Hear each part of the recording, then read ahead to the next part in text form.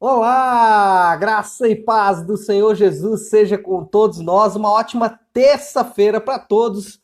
Hoje é dia 20 de abril de 2021. Bom, começamos hoje com Tu és soberano sobre a terra, né? Sobre os céus. Eu amo esse louvor. Como eu disse ontem, eu sou meio antigão assim, então eu gosto mais daqueles louvores. Não que eu goste mais, né? Mas eu aprecio aqueles louvores um pouco mais antigos. Não tenho nada contra os louvores novos, mas eu tenho uma tendência a ouvir aqueles antigos mais congregacionais e hoje eu comecei com esse que é muito lindo, né? De fato, e declara uma verdade muito impressionante sobre Deus, né?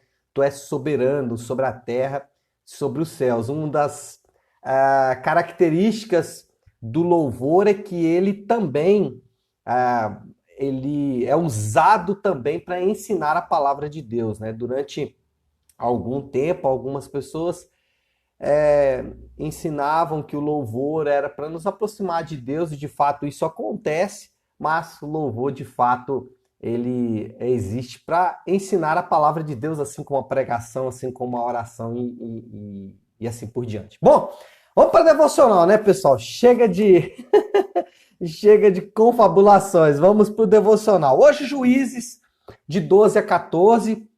Eu espero que você tenha lido. Se você não está lendo, eu quero te incentivar a fazer isso para que quando a gente chegar aqui para o momento do devocional, você já tenha uma ideia daquilo que vamos falar. Nós chegamos, talvez, na história do juiz mais famoso da Bíblia, especialmente entre os não cristãos, que é o Sansão. Nós temos alguns juízes aí que são famosos, né? O próprio Gideão, mas entre os não cristãos, Sansão de fato é o mais conhecido. E é interessante porque a vida de Sansão ela tem algumas similaridades com a nação de Israel e também com o próprio Jesus, especialmente no seu nascimento.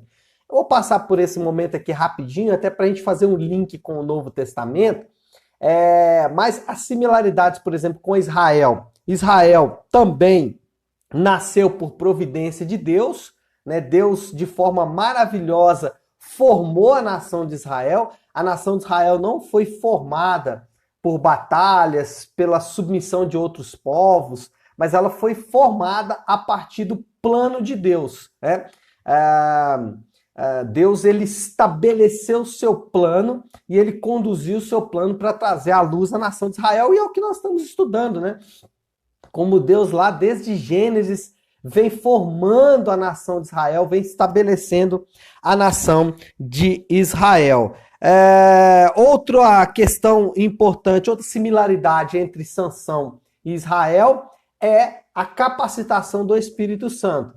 Hoje, todas as pessoas de qualquer nação do mundo são capacitados pelo Espírito Santo. Quem crê em Jesus, ele recebe da porção do Espírito Santo. Naquela época, só a nação de Israel era capacitada pelo Espírito Santo, assim como Sansão também, alguém que recebe uma capacitação especial do Espírito Santo. E assim como Sansão, que corria atrás das prostitutas, das mulheres estrangeiras, Israel também amava uma prostituição espiritual, né? Corria atrás também dos deuses falsos das nações ao seu redor. Essas são as similaridades de Sansão com Israel. As similaridades de Sansão com Jesus, especialmente no seu nascimento. Exatamente a forma como Sansão nasce e a forma como Jesus nasce. Assim como Sansão veio ao mundo de forma milagrosa, porque sua mãe era estéril, os seus pais já eram de idade avançada e o seu nascimento veio através do voto de Nazireu, de consagração ao Senhor, e também foi anunciada por um anjo, no caso aqui de Sansão, o próprio Deus. Jesus também veio de forma milagrosa porque a sua mãe era virgem, né? O seu pai recebeu também a visita e a sua mãe recebeu a visita do anjo do Senhor, que anunciou então o nascimento do Salvador. Bom, na história de Sansão, nós vamos dividir em duas partes. Hoje eu vou falar um pouco da postura dos seus pais, porque nos chama a atenção, especialmente no capítulo de número 13, a postura dos seus pais com relação ao seu próprio nascimento, à sua própria vida. A conduta dos pais de Sansão revela alguma consciência, e esse é o tema do nosso devocional, consciência. É importante fazer aqui um paralelo com o Novo Testamento. No Novo Testamento também nós somos sempre chamados à consciência. Nós somos sempre chamados, ainda que alguns irmãos eles prezem por coisas extra-consciência, né? Extra-humano, né? Não sei se esse seria o termo, mas fora de si, sair fora de si, algumas coisas nesse sentido. Na Bíblia nós vemos o contrário, Deus nos chamando à nossa consciência, Deus despertando a nossa consciência, Deus despertando a nossa própria capacidade de raciocinar, a nossa própria capacidade de interpretar, de ler, de interagir com o mundo. Então, a conduta dos pais de Sansão revela alguma consciência de, em primeiro lugar, obediência e submissão à vontade de Deus. Olha o versículo de número 8, capítulo 13. Diz assim: Então Manoá é o pai de Sansão, orou ao Senhor: Senhor, eu te imploro que o homem de Deus que enviastes voltes para nos instruir sobre o que fazer e como que o menino vai nascer. Manoá, o pai de Sansão, ele tinha uma consciência muito clara sobre a obediência à vontade de Deus e a submissão à vontade de Deus. Anota isso aí. Toda troca de comando envolve luta. Isso é importante. Por quê? Quando Deus vai tirar um comando da sua vida, um Deus da sua vida, isso vai envolver uma luta e vai envolver a sua obediência e a sua submissão à vontade de Deus. Se você continuar obediente e submisso à vontade do comando anterior, você não vai vencer essa luta. O que eu quero dizer com isso de forma muito prática? Quando coisas têm que ser retiradas da sua vida, quando comandos, deuses, altares de adoração, quando qualquer coisa que exerce influência poderosa na sua vida tem que ser retirada, isso vai envolver luta. Portanto, talvez a luta que você enfrenta durante toda a sua vida tenha a ver com você não permitir que esse novo comando sujeite a sua vida. Manoá, ele falou: Senhor, eu quero obedecer à sua vontade. E essa deve ser a sua frase nessa manhã. Você precisa obedecer à vontade de Deus. A troca de comando na sua vida vai envolver luta. E às vezes, quanto mais você lutar, mais você vai sofrer. Então, sabe qual que é o segredo? Submeta-se a Deus. Submeta-se à vontade de Deus. Obedeça a Deus. Sujeite-se a Deus. Isso é importante mais. Por quê? Eu percebo com dor no meu coração que alguns irmãos, eles sofrem em demasia, porque eles ficam lutando contra Deus. É isso mesmo. Eles não se submetem completamente à vontade de Deus. Não permitem que o comando de Deus seja estabelecido na vida deles. Então, a troca de comando envolve luta. Anota isso porque isso é importante. Segundo, eles tinham consciência de propósito. Olha aqui o versículo de número 12, capítulo 13. Quando as tuas palavras se cumprirem, olha, quando as suas palavras se cumprirem, Manoá perguntou: como devemos criar o menino? O que ele deverá fazer? Manoá entendeu. Deus tem um propósito para a minha vida. Ele falou, ele não disse se a sua palavra se cumprir, ele disse quando a sua palavra se cumprir. Presta atenção. O propósito bíblico de todo ser humano já está estabelecido. O propósito bíblico para você já está claro. Você já tem um propósito. Você não precisa continuar orando, pedindo a Deus um propósito. Manoá, ele fez isso. Ele falou, olha, quando a sua palavra se cumprir, porque ele entendeu que ele estava já no propósito de Deus, que ele já estava cumprindo o propósito de Deus. Então, preste atenção que isso é importante demais. O propósito na sua vida já está em andamento. Você não precisa orar clamando a Deus por propósito, porque ele já está claro. O propósito bíblico de todo ser humano é servir.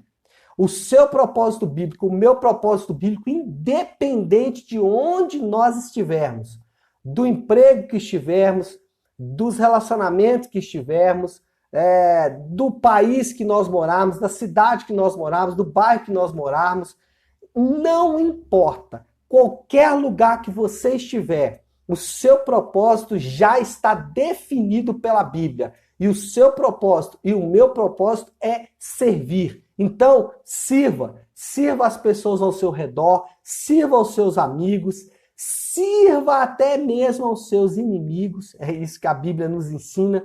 O nosso propósito está estabelecido.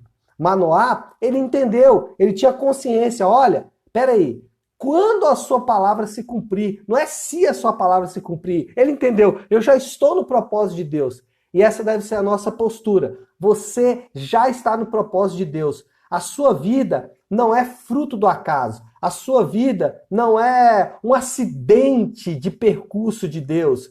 Deus não vai chegar para você naquele grande dia e vai falar para você assim, olha, situações atenuantes. Não, ele vai dizer, o propósito que eu tinha para a sua vida se cumpriu plenamente. Por quê? Porque você entendeu que o seu propósito, o meu propósito é servir. Então, meu amigo, minha amiga, meu irmão, minha irmã, sirva a todas as pessoas, não sirva só pessoas boas. Como o próprio Jesus disse, as pessoas más também fazem isso. Sirva as pessoas que você não quer servir. Sirva as pessoas que fazem mal para você. Sirva as pessoas que não estão te servindo. E exatamente aí está a chave, exatamente aí está o propósito. E em terceiro lugar, os pais de Sansão, eles tinham consciência de valor. Olha aqui o versículo de número 23. Agora é a mulher, né? Falamos do pai, agora a mãe. Mas a mulher respondeu, se o Senhor tivesse a intenção de nos matar, não teria aceitado o holocausto e a oferta de cereal das nossas mãos.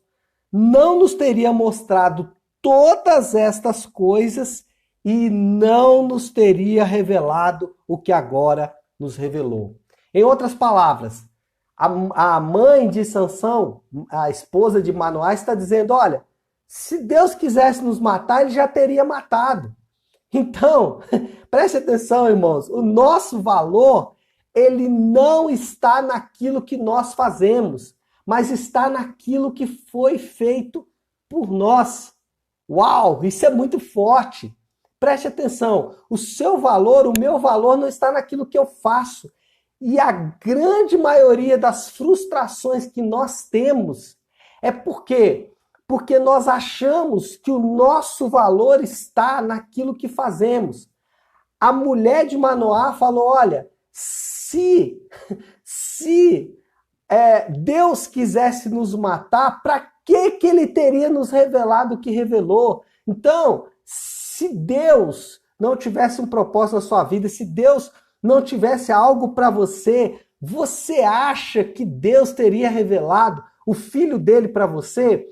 Paulo vai falar isso em Romanos 8, aquele que não poupou o seu próprio Filho. Então, nessa terça-feira, não saia daqui para tentar conquistar o seu valor nas coisas que você faz. Você vai se frustrar. Por quê?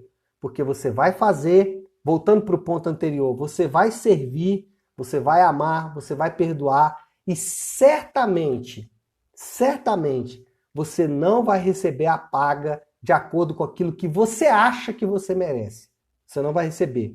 Agora, se você servir, se você obedecer, não para obter valor, mas porque você já tem valor, muda completamente a forma como você interage com o mundo. Muda completamente a forma como você interage com as pessoas. Por quê?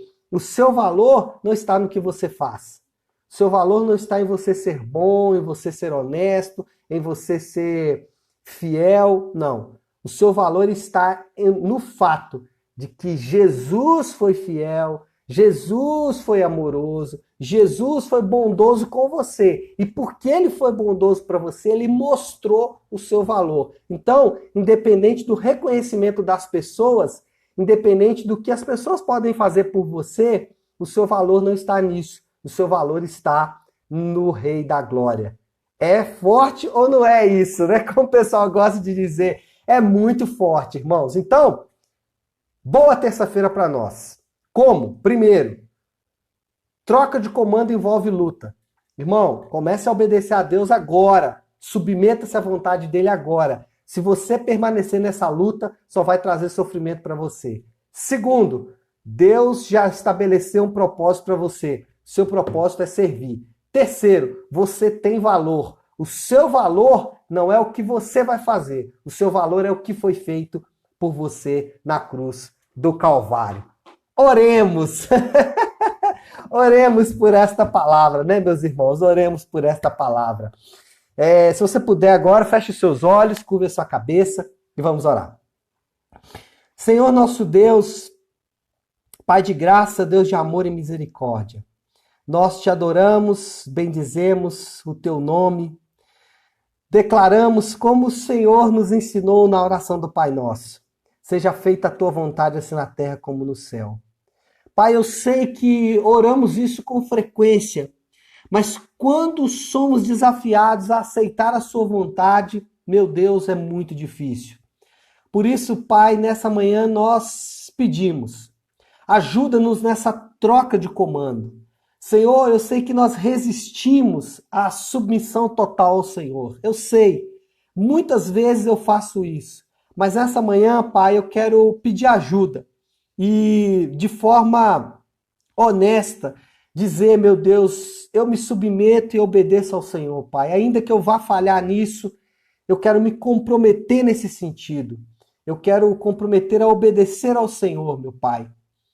Pai, nós queremos apresentar as nossas vidas diante do Senhor nessa manhã, de forma muito especial.